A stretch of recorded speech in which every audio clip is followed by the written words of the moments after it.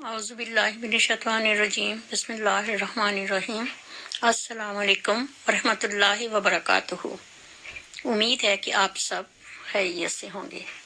Knowledge ٹاکس میں خوش آمدید۔ میں اپنی ویڈیو کا آغاز کرتی ہوں رب جلیل کے اس بابرکت نام سے جو نہایت مہربان اور بار بار رحم کرنے والا ہے۔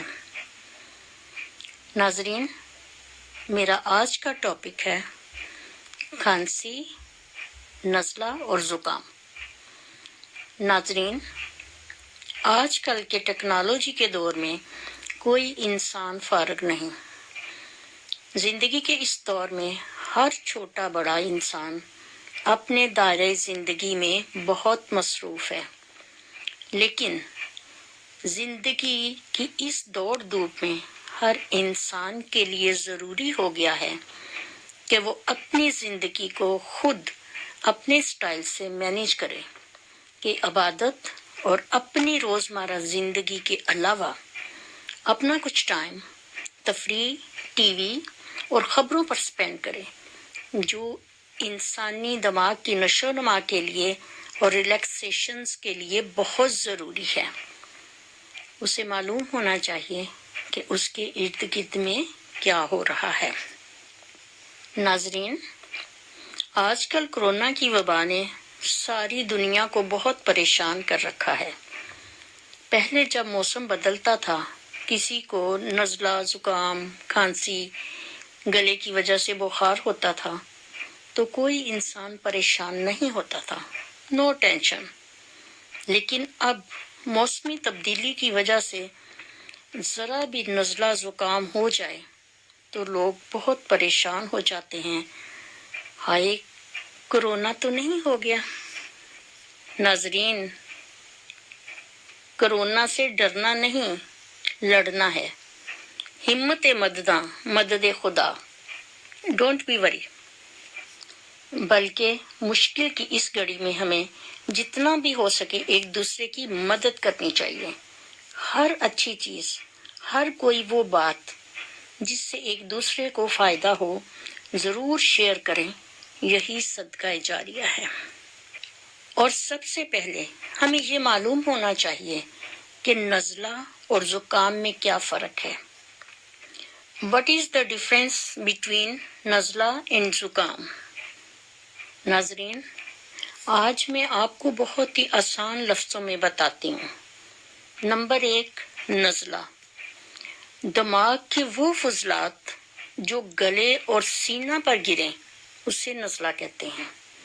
اور نزلہ 2 طرح کا ہوتا ہے، ایک عارضی ہے اور دوسرا الرجی کا نزلہ ہوتا ہے جو سارا سال رہتا ہے۔ الرجی کا نزلہ ان لوگوں کو ہوتا ہے جو بہت نازک مزاج اور سینسیٹیو ہوتے ہیں۔ ایسے سینسیٹیو لوگوں کو سردی، گرمی ان پر بہت جلد اثر کرتی ہے اور انہیں اپنے لیے بہت احتیاط کی ضرورت ہوتی ہے۔ نمبر 2، زکام۔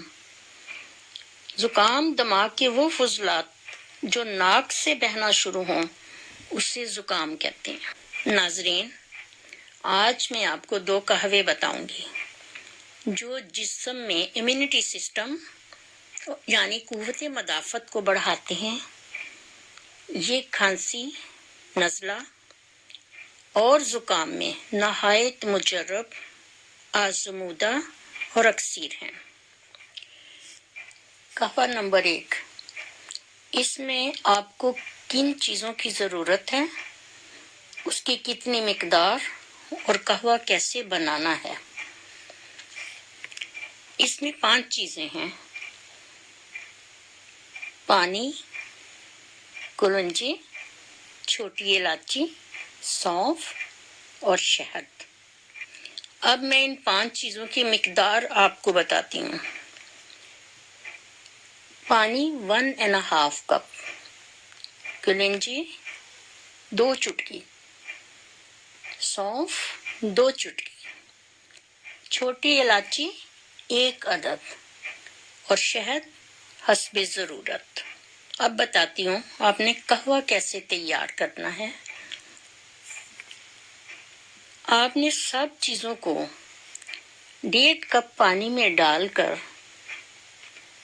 پکنے کے لیے رکھ دینا ہے۔ جیسے ہی پانی میں بوائل آ جائے تو آپ نے گھڑی دیکھ کر اس کو 2 منٹ تک پکانا ہے اور آنچ بند کر دینی ہے، اور اس کے اوپر ڈھکن دے کر اس کو تقریباً نیئرلی اباؤٹ 1 منٹ آپ اس کو ایسے ہی رکھیں، پھر چھان لیں اور نیم گرم میں شہد ملا کر حسب ضرورت آپ یہ سونے سے پہلے استعمال کریں گے۔